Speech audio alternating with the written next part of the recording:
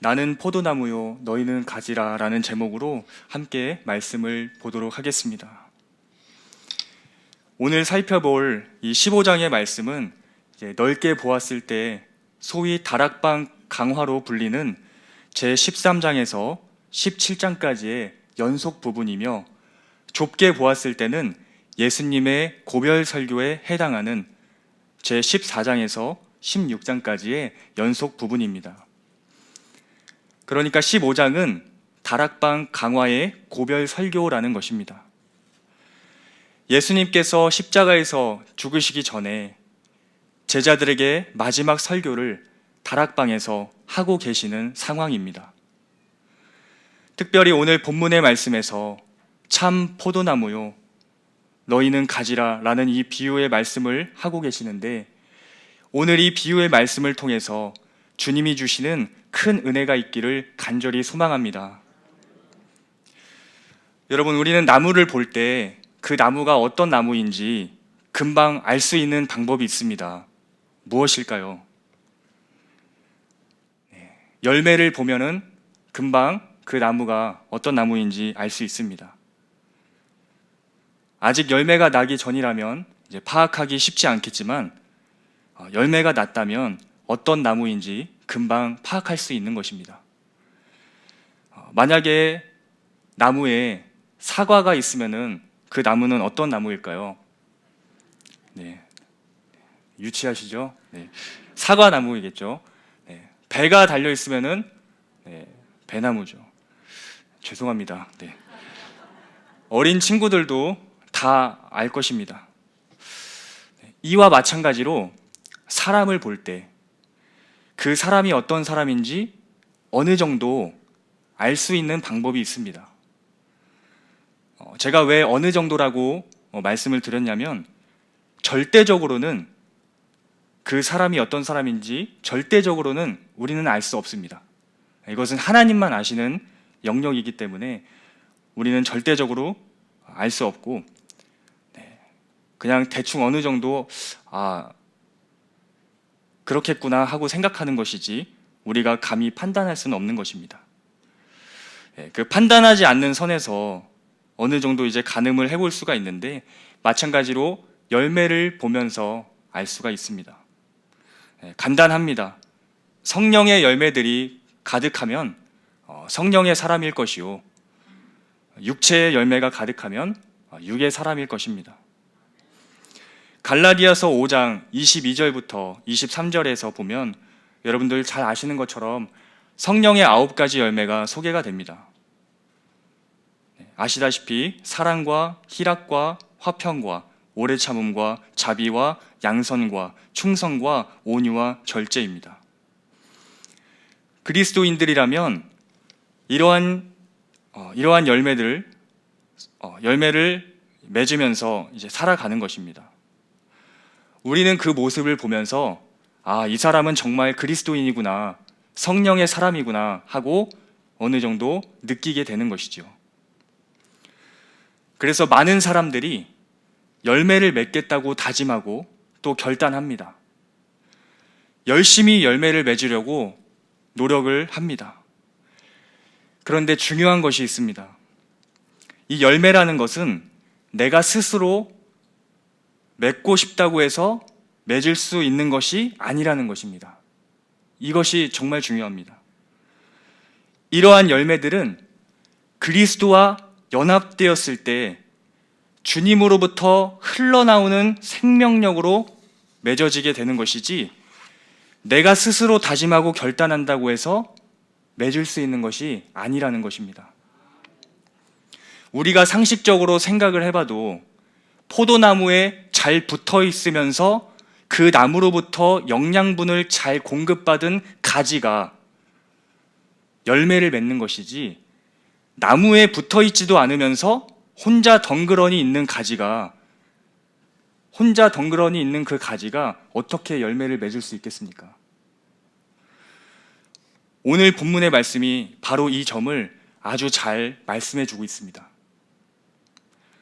포도나무이신 예수 그리스도께 꼭 붙어 있으면서 그리스도와의 연합 가운데 있을 때 주님께로부터 흘러나오는 그 생명력으로 말미암아 비로소 하나님께서 원하시는 풍성한 영적 열매들을 삶 속에서 맺을 수 있다는 것입니다.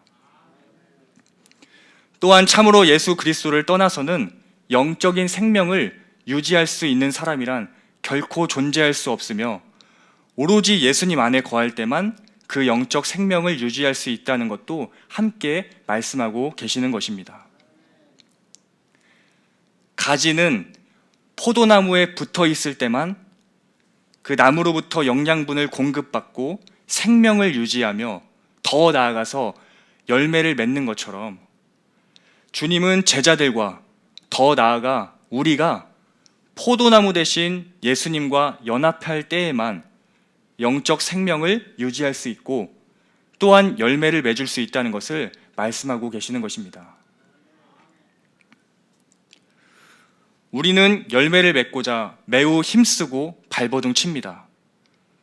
하지만 그 열매를 맺고자 함이 과연 그리스도와의 연합 가운데 있으면서 주님으로부터 흘러나오는 생명으로 하는 것인지, 아니면 그저 나로부터 나오는 내 열심으로만 하는 것인지 우리는 철저하게 점검해 봐야 할 줄 믿습니다. 주님으로부터 흘러나오는 것이 아닌 나로부터 시작된 결단은 금방 지치게 됩니다. 새로운 직분을 주셨으니 열심히 해보겠다고 다짐을 하지만 어느샌가 금방 지쳐있는 내 모습을 보고는 합니다. 왜 그럴까요? 내가 그리스도와 연합되어 있으면서 그리스도로부터 흘러나오는 것을 의지하는 것이 아니고 나의 열심만을 의지하기 때문입니다. 이것은 마치 나무에 붙어있지 않는 가지가 혼자 열매를 맺고자 애쓰는 것과 똑같은 모습입니다. 우리 4절을 보면은 명확하게 주님께서 말씀을 하고 계시는데 제가 읽어보도록 하겠습니다. 내 안에 거하라. 나도 너희 안에 거하리라. 가지가 포도나무에 붙어있지 아니하면 스스로 열매를 맺을 수 없음 같이 너희도 내 안에 있지 아니하면 그러하리라. 아멘.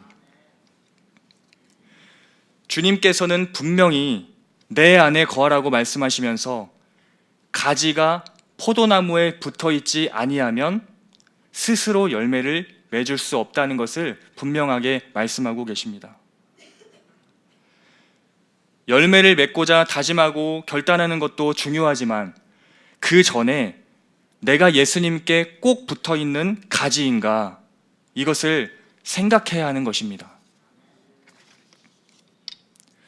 나의 열심과 나의 노력도 좋지만 자칫 잘못하다가는 주님 없이 나 혼자만 애쓰는 모습으로 나아갈 수 있기 때문입니다. 사실 이런 사람들은 매우 위험합니다. 왜냐하면 혼자 스스로 무엇인가를 할 수 있다고 자신도 모르게 생각하고 있기 때문입니다. 말로는 하나님께서 하셨다고 하면서 하나님께 영광을 돌린다고는 하지만 그 마음의 중심에는 은근히 자기 열심과 자기 의의가 자리 잡고 있는 것을 보게 됩니다. 주님께서 주신 힘으로 말미암아 열매를 맺은 것인데도 자신이 잘해서 열매 맺었다고 생각합니다. 잘못하다가 교만과 자만이 그 사람을 넘어뜨리게 될 것입니다. 반대로 열심히 하는데도 불구하고 열매가 맺히지 않으면 자신이 잘못해서 그런 것이라고 단정하면서 좌절하고 낙심 가운데 빠지는 사람들도 있습니다. 자신이 그리스도와 연합된 자로서 그리스도로부터 흘러나오는 생명으로 감당했는지 그것을 점검해 보지 않고 그저 자기가 열심히 못해서 열매가 맺히지 않은 것으로 착각합니다. 이런 자들은 주님을 의지하는 것이 아니고 자신을 의지하는 자들입니다. 이처럼 그리스도가 중심이 되지 않는 자들은 스스로 무엇인가를 해낼 수 있다고 생각하거나 반대로 스스로 할 수 없다고 생각합니다. 이러한 모습은 포도나무에 붙어 있으면서 열매를 맺으려고 하는 가지의 태도가 아닌 것입니다. 우리는 이쯤에서 바울의 고백을 다시 한번 생각해 보기 원합니다. 우리가 바울을 생각하면 굉장히 엄청난 사람이고 대단한 사람이라고 생각합니다. 물론 대단하고 엄청난 사람입니다. 하지만 기억해야 할 것은 바울도 본인의 힘으로 그러한 사역들을 다 감당한 것이 아니었다는 사실입니다. 빌립보서 4장 13절, 내게 능력 주시는 자 안에서 내가 모든 것을 할 수 있느니라. 이것을 쉬운 말로 다시 보면 이렇습니다. 나에게 능력을 공급해 주시는 분 안에서 나는 모든 일을 능히 감당할 수 있습니다. 나는 모든 일을 감당할 수 있다고 바울이 말씀하는데 그 앞에 전제가 무엇입니까? 나에게 능력을 공급해 주시는 분 안에서 가능하다고 고백하는 것입니다. 그렇게 위대하게 보이는 바울도 사실 주님 안에서 주님께로부터 흘러나오는 은혜로 말미암아 사역을 감당할 수 있었던 것이지 혼자만의 힘으로, 혼자만의 결단으로 한 것이 결코 아니라는 것입니다. 나는 왜 이렇게 열매가 맺히지 않을까? 열매 맺히는 것에 급급해하지 말고 먼저 내가 예수님 나무에 붙어 있는 가지인가, 이것을 우리가 먼저 점검해 봐야 될 줄 믿습니다. 우리가 기억해야 할 것은 열매라는 것은 그리스도와 연합 가운데 있을 때 주님으로부터 흘러나오는 그 은혜와 생명으로 자연스럽게 맺어지게 되는 것이지 억지로 내가 맺겠다고 해서 맺어지는 것이 절대 아니라는 것입니다. 그리고 우리가 한 가지 더 주의할 것이 있는데요. 이러한 열매는 단순히 윤리적인 차원의 것이 아니라 영적인 차원의 것이라는 것입니다. 우리가 너무 단순하게 외적으로 보이는 열매에만 치중하다 보면 내 중심에 주님의 은혜와 생명이 동력이 되지 못한 채로 그저 윤리적인 삶을 향해 발버둥치는 모습으로 전락해버리고 말 것입니다. 단순히 그냥 남들보다 착하게 살고 윤리적으로 산다면 그것이 과연 영적인 열매일까요? 우리는 세상 사람들과 견주어서 단순히 도덕적으로 그들보다 봉사나 착한 일들을 더 많이 하면 된다고 착각해서는 안 됩니다. 그렇게 따지면 세상에서 우리보다 윤리적이고 도덕적인 사람들 굉장히 많이 있습니다. 심지어 뉴스나 기사를 보면 예수님을 믿지 않는 사람들 중에도 자선 기부나 자선 봉사하는 사람들이 많이 있습니다. 하지만 그들이 아무리 그렇게 선해 보이는 일들을 한다고 해서 그것들을 우리가 성령의 열매라고는 하지 않습니다. 잠시 후에 더 설명드리겠지만 주님께서는 이러한 것들을 인간의 양심에서 나오는 본성에 비롯한 것으로 보시지 이것을 영적인 성령의 열매로 보시지는 않는다는 것입니다. 이 영적인 열매는 예수님 나무에 꼭 붙어 있는 가지들만 맺을 수 있기 때문입니다. 하나님께서는 오직 그리스도와 연합한 자들의 열매만을 선하고 귀한 것으로 보십니다. 그들이 그리스도와의 연합을 통해 맺는 열매를 기뻐하시는 것입니다. 그래서 8절 말씀에도 보면 너희가 열매를 많이 맺으면 내 아버지께서 영광을 받으실 것이요 너희는 내 제자가 되리라 말씀하십니다. 믿는 자들의 열매는 이처럼 아버지께 영광이 됩니다. 엄밀히 말하자면 믿는 사람의 열매가 선한 것이며 하나님께 영광이 되는 것이지, 믿지 않는 사람이 아무리 봉사를 했다고 해서 그 열매가 선한 것이라고 한다거나 하나님께 영광이 되는 것은 아니라는 것입니다. 왜냐하면 믿는 자들은 예수님께 붙어 있으면서 주님으로부터 흘러나오는 그 선한 것으로 열매를 맺기 때문입니다. 따라서 하나님께서 기뻐 받으실 수 있지만, 믿지 않는 자들은 주님으로부터 흘러나오는 선한 것이 아닌 자기 본성의 노력으로부터 오는 것으로 열매 맺기 때문에 주님께서는 그러한 것들을 선한 것으로 봐주실 수가 없는 것입니다. 믿지 않는 자들은 아무리 착한 일을 한다고 해도 애초에 예수님 나무에 붙어 있으면서 열매를 맺은 것이 아니기 때문에, 다시 말하면 예수님과 상관이 없기 때문에 하나님께서 선하게 봐주실 수가 없는 것입니다. 전적으로 타락한 인간에게는 선한 것이 나올 수가 없는 것입니다. 그러면 예수님을 믿지 않는 사람들이 자선기부나 봉사와 같이 좋은 일을 하는 것에 대해서는 우리가 어떻게 정리하면 좋을까? 이것은 인간이 타락했지만 그래도 어느 정도 양심의 기능을 하고 있기 때문에 가능하다고 보시면 됩니다.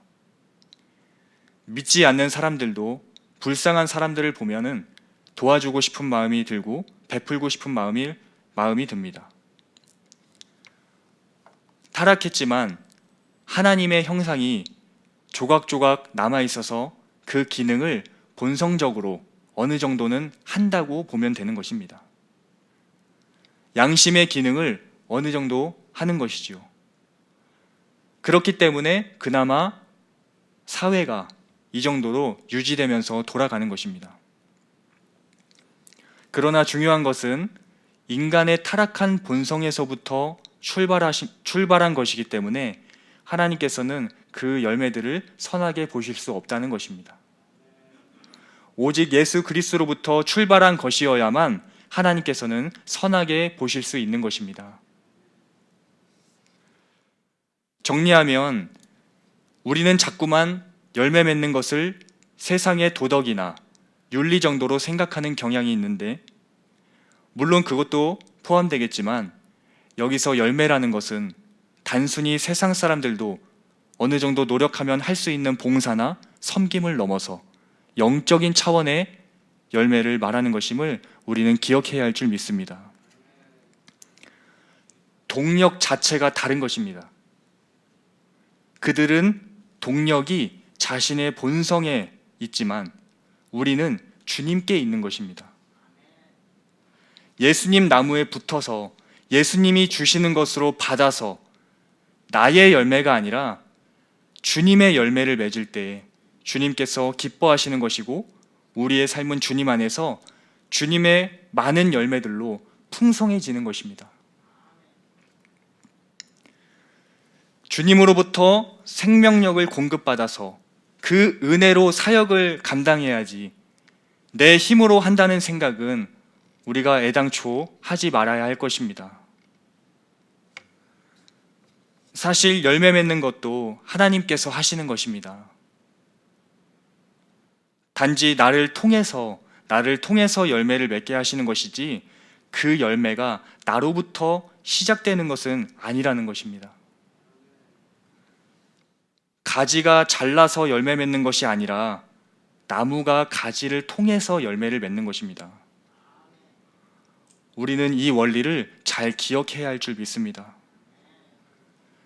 나무가 되시는 예수님께 꼭 붙어 있는 가지가 되어서 가지가 원하는 열매가 아니고 나무가 주는 것으로 공급받아서 나무의 열매를 맺어야 할 줄 믿습니다. 살아남도 하나님의 은혜요, 살아감도 하나님의 은혜입니다.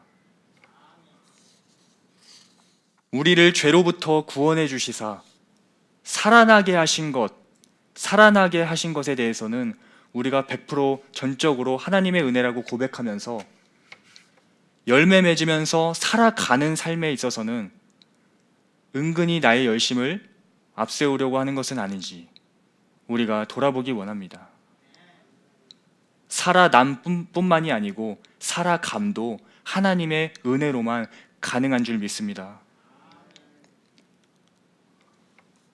물론 그렇다고 해서 나의 노력과 열심이 필요 없다는 것은 전혀 아닙니다. 당연히 애쓰고 발버둥 쳐야 합니다.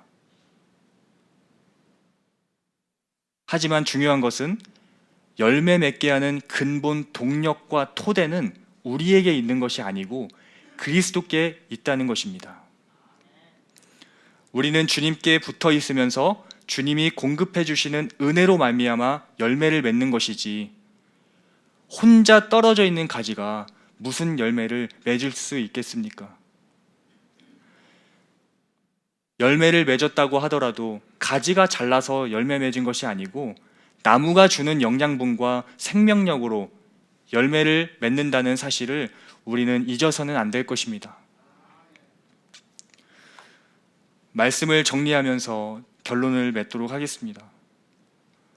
본문은 예수님께서 떠나시기 전에 제자들에게 너희는 나 없이 아무것도 할 수 없어 라고 말씀하고 계시는 장면입니다. 오늘 15절의 말씀인데요. 나는 포도나무요 너희는 가지라. 그가 내 안에 내가 그 안에 거하면 사람이 열매를 많이 맺나니 나를 떠나서는 너희가 아무것도 할 수 없음이라. 오늘 우리에게 주시는 말씀인데, 과연 나는 예수님 없이 혼자 열매를 맺어가려고 했던 것은 아닌가 우리가 돌아보기 원합니다. 신앙생활을 하고 또 직분을 감당하는 데 있어서 전혀 기쁨이 없고 힘들기만 하다면 오늘 말씀을 다시 한번 우리가 깊이 생각해 보기 원합니다. 주님께서는 분명하게 말씀하고 계십니다. 너희는 나를 떠나서는 아무것도 할 수 없다. 혹시 나는 주님 없이 혼자 스스로 열매를 맺으려고 하는 것은 아닌가? 나를 사랑하사 나의 죄를 대신하여 죽으신 주님께서는 우리와 연합하여 계시면서 자신의 은혜를 우리에게 공급하시는 하나님이신 줄 믿습니다.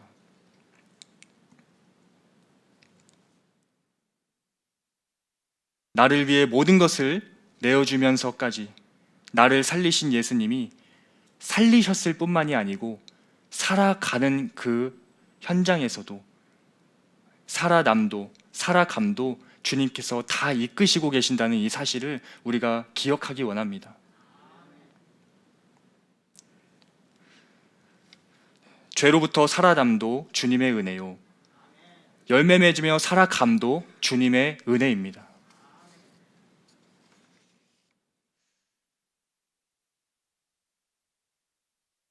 우리가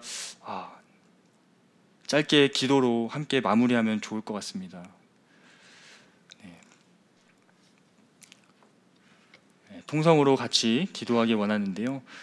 주님께서는 우리에게 내 안에 거하며 내가 공급해주는 은혜로 살아야 한다고 말씀하고 계십니다. 혹시 주님 없이 살아가려고 했던 나의 모습이 있다면 우리가 회개하기 원합니다. 이제는 나무에 꼭 붙어있는 가지가 그 나무로부터 영양분을 공급받아서 열매를 맺어가듯이 나도 주님께만 꼭 붙어서 주님이 공급해 주시는 은혜로 말미암아 기쁘고 즐겁게 열매 맺으며 살아가는 인생이 될 수 있도록 붙잡아 달라고 우리 함께 기도하도록 하겠습니다.